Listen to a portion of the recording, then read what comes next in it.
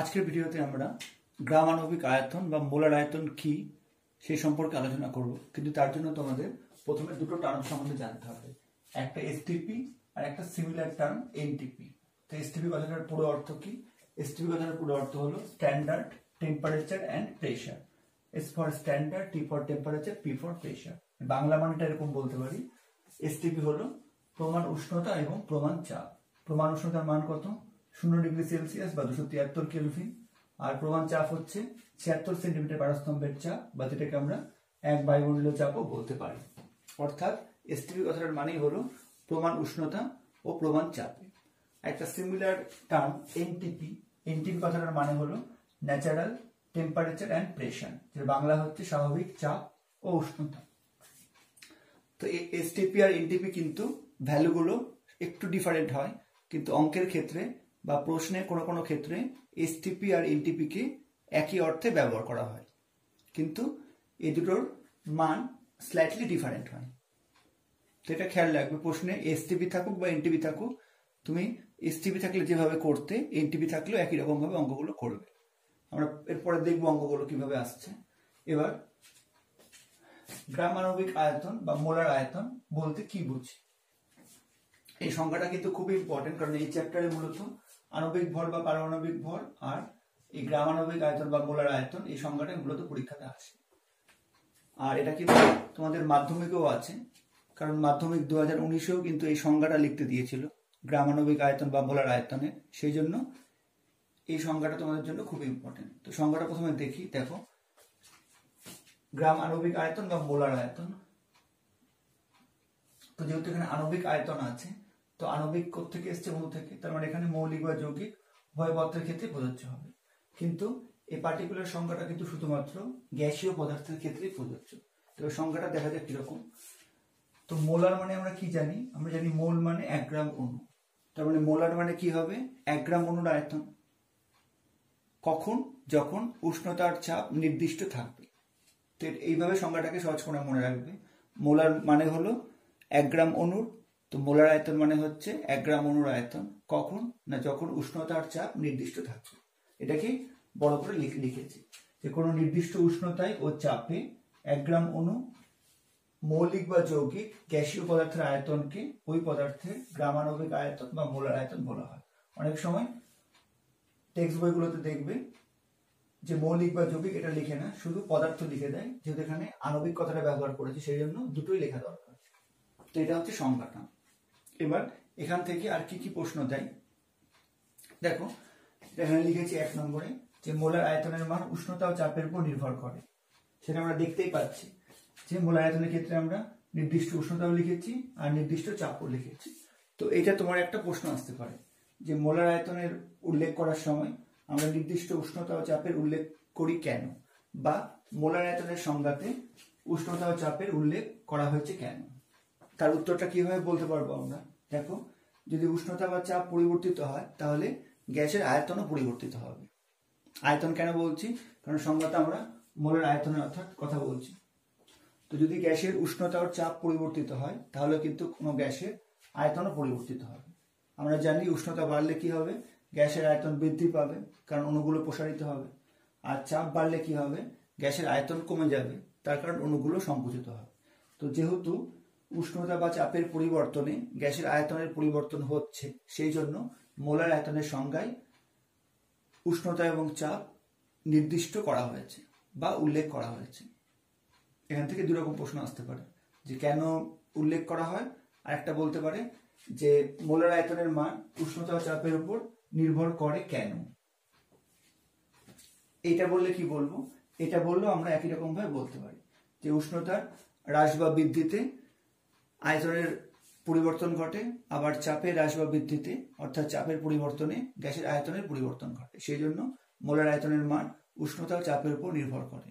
তার মানে হলো যে যদি উষ্ণতা চাপের পরিবর্তন হয় তাহলে কিন্তু মোলার আয়তনের মান পরিবর্তিত হবে, কিন্তু একটা নির্দিষ্ট গ্যাসের ক্ষেত্রে যদি উষ্ণতা ও চাপ একই থাকে তাহলে কিন্তু মোলার আয়তনের মান পরিবর্তিত হবে না।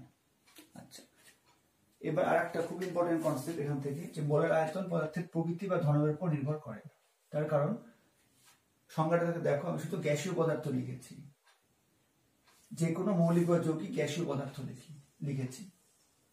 এর অর্থ হলো যে কোনো গ্যাস হোক, hydrogen, oxygen, carbon dioxide, chlorine, fluorine, যে কোনো গ্যাসীয় পদার্থ হোক, যদি তারা একই উষ্ণতায় থাকে আর একই চাপে থাকে তাহলে কিন্তু তাদের মোলার আয়তনটা সমান হবে। তার কারণ মোলার আয়তনের মান কিসের উপর নির্ভর করে? শুধুমাত্র উষ্ণতা ও চাপের উপর নির্ভর করে। তাই মোলার আয়তন মান কিন্তু পদার্থের প্রকৃতি বা ধর্মের উপর নির্ভর করে না। এই কথাটার মানেই হচ্ছে যে গ্যাসীয় পদার্থটা যাই হোক না কেন, oxygen, hydrogen, chlorine, bromine, carbon dioxide, যে কোনো গ্যাস হোক না কেন, যদি তাদেরকে একই চাপ ও উষ্ণতায় রাখা হয় তাহলে কিন্তু তাদের মোলার আয়তন বা আণবিক আয়তনটা একই হবে। সেখান থেকে সংজ্ঞার পাশাপাশি কিন্তু এই কনসেপচুয়াল প্রশ্নগুলো তোমরা অভ্যাস করবে। এবার প্রশ্ন হচ্ছে যে গ্রামাণবিক আয়তন বা মোলার আয়তন আমরা কিভাবে বের করব। তো তার জন্য তোমাদের প্রথমে অ্যাভোগাড্রোর সূত্র পড়তে হবে, যেটা তোমাদের ক্লাস 9-এর সিলেবাসে নেই। তাহলে আমি পরবর্তীকালে রিভিশন করার সময় চেষ্টা করব এটা পড়িয়ে দেওয়ার। তোমাদের ক্লাস 10-এ আছে। তো অ্যাভোগাড্রোর সূত্র থেকে কোনো গ্যাসের মোলার আয়তন নির্ণয় করা যায় বা হিসাব করা যায়। তো যদি বলে যে কোনো গ্যাসের মোলার আয়তন আমরা কিভাবে বের করতে পারি, তাহলে বলবে যে অ্যাভোগাড্রোর সূত্র থেকে। তো অ্যাভোগাড্রোর সূত্র থেকে যে সমস্ত প্রমাণ পাওয়া গেছে বা অ্যাভোগাড্রোর সূত্রের যে অনুসিদ্ধান্ত, তার মধ্যে অন্যতম হচ্ছে এইটা যে এসটিপিতে অর্থাৎ প্রমাণ উষ্ণতা ও চাপে সমস্ত গ্যাসের 1 গ্রাম অণুর আয়তন 22.4 লিটার। আর যেহেতু 1 গ্রাম অণু মানে মোলার আয়তন, তাই আমরা লিখতে পারি এসটিপিতে সমস্ত গ্যাসের মোলার আয়তন 22.4 লিটার। অর্থাৎ যদি কোনো গ্যাস এসটিপিতে থাকে বা প্রমাণ চাপ উষ্ণতায় থাকে, সেটা যে কোনো গ্যাসই হোক না কেন, তার 1 গ্রাম অণুর আয়তন বা তার মোলার আয়তন কত হবে? 22.4 লিটার। এটা কিন্তু অ্যাভোগাড্রো সূত্রের সাহায্যে পরীক্ষা দ্বারা প্রমাণিত। তো এইভাবে আমাদের যখন অঙ্ক করতে হবে তার জন্য কিন্তু এইটা আমাদের সূত্রটা, এই দুটোই আমাদের একই জিনিসই। এটা কিন্তু আমাদের সূত্রটা যে এসটিপিতে 1 গ্রাম অণুর আয়তন 22.4 লিটার। এবার 1 গ্রাম অণু আমরা কিন্তু বের করতে শিখেছি। 1 গ্রাম অণু আমরা কিভাবে বের করি? 1 গ্রাম অণু বের করার জন্য আমরা কি করি যে কোনো গ্যাসের প্রথমে আমরা আণবিক গুরুত্বটা বের করি, তাকে গ্রামে প্রকাশ করি, তাহলে আমাদের 1 গ্রাম অণু বেরিয়ে যায়।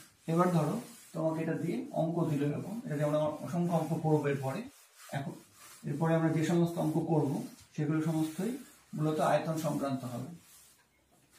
তো ধরো তোমাকে প্রথমে এরকম অঙ্ক দিল যে 7 গ্রাম নাইট্রোজেন গ্যাসের আয়তন কত। ধরো এটা তোমার প্রশ্ন যে 7 গ্রাম নাইট্রোজেন গ্যাসের আয়তন কত, আর তোমাকে এসটিপি হোক বা এনটিপি হোক এই কথাটা উল্লেখ করে দিবি। ধরো এটা হচ্ছে তোমার প্রশ্নটা যে এসটিপিতে 7 গ্রাম নাইট্রোজেন গ্যাসের আয়তন কত। তাহলে তুমি কিভাবে করবে? তার জন্য আমাদের যে সূত্র যে এসটিপিতে সমস্ত গ্যাসের 1 গ্রাম অণুর আয়তন 22.4 লিটার। তো সমস্ত গ্যাসের মধ্যে যেহেতু নাইট্রোজেনও পড়ে, সেই জন্য নাইট্রোজেনেরও 1 গ্রাম অণুর আয়তন হবে 22.4 লিটার। তো 1 গ্রাম অণু আমরা প্রথমে কি করে বের করব? আমরা প্রথমে নাইট্রোজেনের আণবিক গুরুত্ব বের করব। নাইট্রোজেনের আণবিক গুরুত্ব বা আণবিক ভর কত আমরা জানি। একটা নাইট্রোজেন পরমাণুর ভর হচ্ছে বা নাইট্রোজেনের পারমাণবিক গুরুত্ব হচ্ছে 14, সেই জন্য আণবিক গুরুত্ব কত হবে? যেহেতু N2 সংকেত, সেজন্য 2 × 14 = 28। এবার যদি এই সূত্রটা বসিয়ে দিই তাহলে কি হবে? এসটিপিতে এবার সমস্ত গ্যাসের জায়গায় যেহেতু প্রশ্নে নাইট্রোজেন দিয়েছে, নাইট্রোজেন হয়ে যাবে। তাহলে কি হবে? এসটিপিতে নাইট্রোজেন গ্যাসে 1 গ্রাম অণুর আয়তন আমরা কত বের করলাম? 1 গ্রাম অণু আমরা কত বের করলাম? 28 গ্রামের আয়তন সমান কত হবে? 22.4 লিটার। কিভাবে পেলাম? এটা আশা করি বুঝতে পেরেছ যে 1 গ্রাম অণু কিভাবে পাই আমরা। কোনো গ্যাসের আণবিক গুরুত্বকে যদি গ্রামে প্রকাশ করি সেটা হচ্ছে আমাদের 1 গ্রাম অণু। তাই আমরা লিখতে পারলাম যে এসটিপিতে নাইট্রোজেন গ্যাসের 28 গ্রামের আয়তন 22.4 লিটার। এবার 7 গ্রামের আয়তন আমরা ঐকিক নিয়মে বের করে নিতে পারবো। কত হবে? 22.4 × 7টা উপরে যাবে, বা তোমাদের অসুবিধা হলে একে কথা এইভাবে ঐকিক নিয়মে বের করবে। 22.4/4 লিটার, তাহলে কত হয়ে যাবে? 5.6 লিটার। এটা হয়ে যাবে উত্তর। তো এসটিপিতে 7 গ্রাম নাইট্রোজেন গ্যাসের আয়তন 5.6 লিটার। এভাবে আমাকে যে কোনো গ্যাস দিক বা যে পরিমাণে দিক না কেন, আমি এটা হচ্ছে আমাদের সূত্রটা, এই সূত্রের সাহায্যে আমি খুব সহজে আয়তন বের করতে পারবো। এবার এর পরবর্তীতে আমরা আয়তন সম্পর্কিত আরো প্রশ্ন এবং আয়তনের সঙ্গে অণু সংখ্যার কি সম্পর্ক বা পরমাণু সংখ্যার কি সম্পর্ক সেই সংক্রান্ত অঙ্কগুলো নিয়ে আলোচনা করব। এবার দেখো, আমরা জাস্ট আগের ভিডিওটাতে এই সূত্রটা পেয়েছিলাম যে এসটিপিতে যে কোনো গ্যাসের 1 গ্রাম অণুর আয়তন বা মোলার আয়তন 22.4 লিটার। এবার এই যে সূত্রটা পেয়েছিলাম, যেটা আমরা সেকেন্ড সূত্র বলতে পারি, সেটা থেকে আবার আমরা একটা নতুন সূত্র পাবো বা একটা নতুন কনসেপ্ট পাবো। তো এটা কি করে আসছে ভালো করে দেখে নাও, আর খাতা পেন নিয়ে বসে যাও, কেন কি যে এই ছোট ছোট জিনিসগুলো বা কনসেপ্টগুলো কিন্তু পুরো ডিটেলসে না পড়লে বুঝতে পারবে না। দেখো, এখানে এসটিপিতে যে কোনো গ্যাসের 1 গ্রাম অণুর আয়তন 22.4 লিটার আছে, এটা আমরা আগের ভিডিওতে পেয়েছিলাম। এবার এখানে ধরলাম যে কোনো গ্যাসটা আমি ধরলাম CO2, আমি যে কোনো একটা গ্যাস ধরেছি CO2। এবার যদি এই সূত্রটাকে লিখি, রিরাইট করি, তাহলে কি লিখবো? এসটিপিতে যে কোনো গ্যাসের জায়গায় কি চলে আসবে? আমার CO2। তো CO2 গ্যাসের 1 গ্রাম অণুর আয়তন 22.4 লিটার। এবার 1 গ্রাম অণু, এই 1 গ্রাম অণু মানে কি? আমাদের গ্রাম আণবিক ভর। আমরা আগে অনেকবার বের করেছি। 1 গ্রাম অণু কি করে বের করতে হয়? আণবিক ভর বা আণবিক গুরুত্বকে গ্রামে প্রকাশ করতে হয়, তার ফলে যেটা আসে সেটাই হচ্ছে আমাদের 1 গ্রাম অণু। তার মানে CO2 এর আণবিক ভর কত? 44, আমরা জানি। অতএব 1 গ্রাম অণু CO2 কত হবে? 44 গ্রাম CO2। এবার যদি এই লাইনটাকে আবার আমি রিরাইট করি, তাহলে কি হবে? অতএব এসটিপিতে CO2 গ্যাসের 1 গ্রাম অণু মানে কত হলো? 44 গ্রাম। তাহলে এটাকে রিরাইট করলে কি হবে? এসটিপিতে 44 গ্রাম CO2 এর আয়তন 22.4 লিটার। আগে বন্ধু আশা করি বুঝতে পেরেছো কি করে আসলো। তাহলে আমরা কি পেলাম? এসটিপিতে 44 গ্রাম CO2 এর গ্যাসের আয়তন বা কার্বন ডাইঅক্সাইড গ্যাসের আয়তন 22.4 লিটার। এবার আমরা কি করব? এটাকে রিভার্সে লিখবো, মানে এটা রাইট সাইডটাকে লেফট সাইডে লিখবো, লেফট সাইডটাকে রাইট সাইডে লিখবো। তাহলে কি পাবো? অতএব এসটিপিতে 22.4 লিটারটাকে লেফট সাইডে লিখলাম, 22.4 লিটার আয়তনে কার্বন ডাইঅক্সাইড গ্যাসের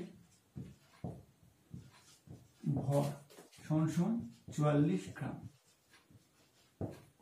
দেখো এটা বুঝতে পারলে নাকি?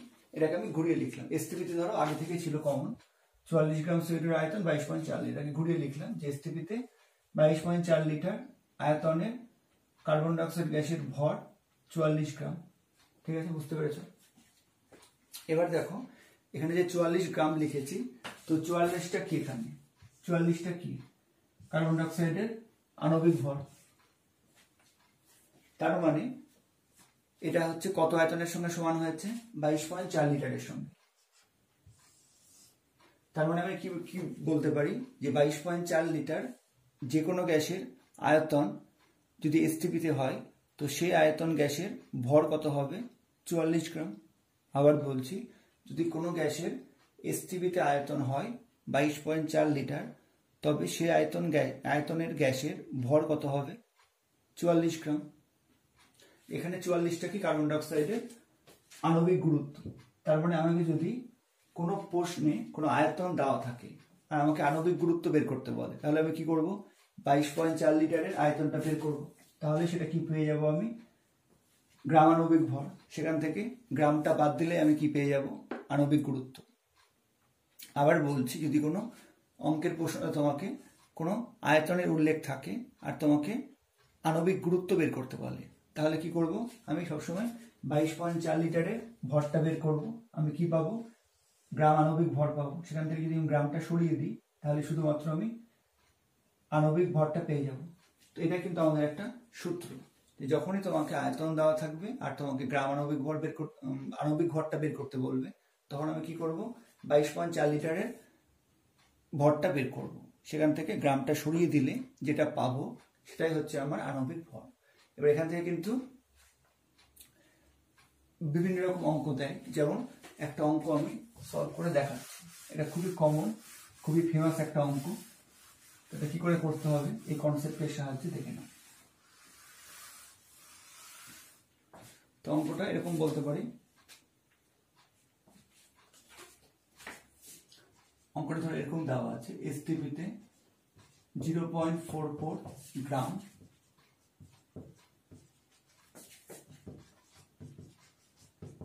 একটি গ্যাসের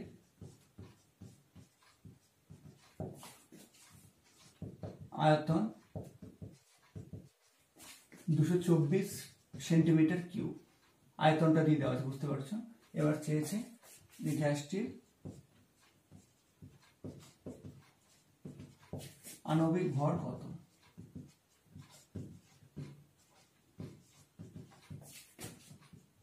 খুব ইম্পর্টেন্ট অঙ্ক, এই ধরনের অঙ্কগুলো, কারণ এগুলো একটু অন্যরকম অঙ্ক। পরীক্ষাতে কঠিন প্রশ্ন বলতে এই ধরনের অঙ্কগুলো দিলেই সেটা অনেকের কাছে একটু অসুবিধা হয়ে যায় করাটা।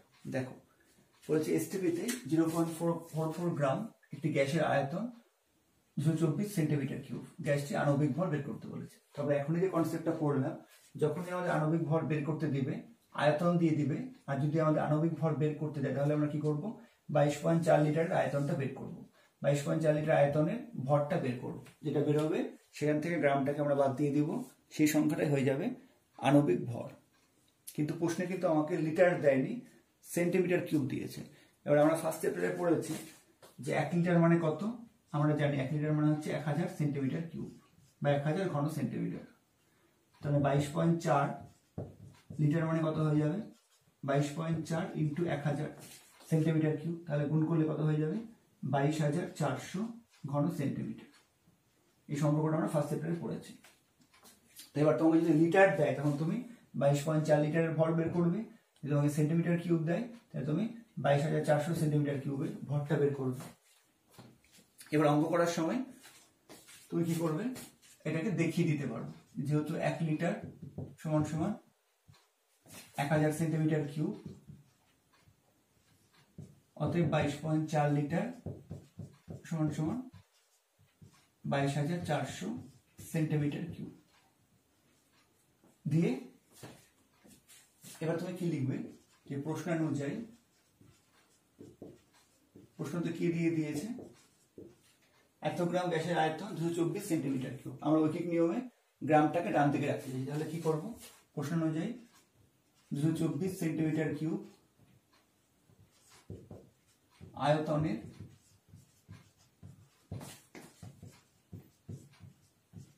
গ্যাসটির ভর কত, 0.44 গ্রাম। এখানে এসটিপিতে দিয়েছে, তাই এসটিপি কথাটা লিখে দিই। এবার আমাকে কি কিসে বের করতে হবে, 22,400 কত বের করতে হবে। তাহলে আমি একবারে করে দিচ্ছি, তোমাদের অসুবিধা হলে দুবারে করবে। 0.44 ইন্টু 22,400 উপরে হবে, আর নিচে হরে কত হবে, 224। এবার যদি 0.44 কে উঠাও তাহলে কি হবে, 44/100। তাহলে 224 দিয়ে কেটে যাবে, তো কত থাকবে, 100 কেটে যাবে, কত হবে, 44 গ্রাম। তাহলে আমি কি পেলাম, 22,400 সেন্টিমিটার কিউব আয়তনের গ্যাসটির ভর 44 গ্রাম। তার মানে গ্যাসটির গ্রামাণবিক ভর কত, গ্রামাণবিক ভর বা যদি বলে মোলার ভর তাহলে কত, 44 গ্রাম। তার মানে গ্যাসটির আণবিক ভর কত, আণবিক ভরের কিন্তু কোনো একক হয় না, তাহলে গ্যাসটার আণবিক ভর কত হবে, শুধুমাত্র 44। এটা অনেক সময় ভুল করে দেখা যায় স্টুডেন্টদের, এগুলো লাস্টে আণবিক ভর লিখে গ্রাম বসিয়ে দেয়, কিন্তু আণবিক ভরের কিন্তু একক হয় না, সেজন্য শুধু 44। তার মানে আজকে যে কনসেপ্টটা পড়লে এটা তুমি খাতায় নোট করো, আর এই অঙ্কটা অবশ্যই একবার করে নাও। তো যখনই তোমাকে কোনো একটা আয়তন দেওয়া থাকবে, সেটা লিটারে থাকলে 22,400 দিয়ে করবে, 22.4 লিটার দিয়ে করবে, বা তুমি সেন্টিমিটার কিউবে থাকলে 22,400 দিয়ে করবে। তখন তুমি কি করবে, লিটারে থাকলে 22.4 লিটারের ভরটা বের করবে, বা সেন্টিমিটার কিউবে থাকলে তুমি 22,400 সেন্টিমিটার কিউব আয়তনের ভরটা বের করবে। দিয়ে ওখান থেকে যদি গ্রামটা সরিয়ে দাও তাহলে যেটা পাবো সেটাই হয়ে যাবে গ্যাসটা আণবিক ভর। আশা করি বুঝতে পেরেছো।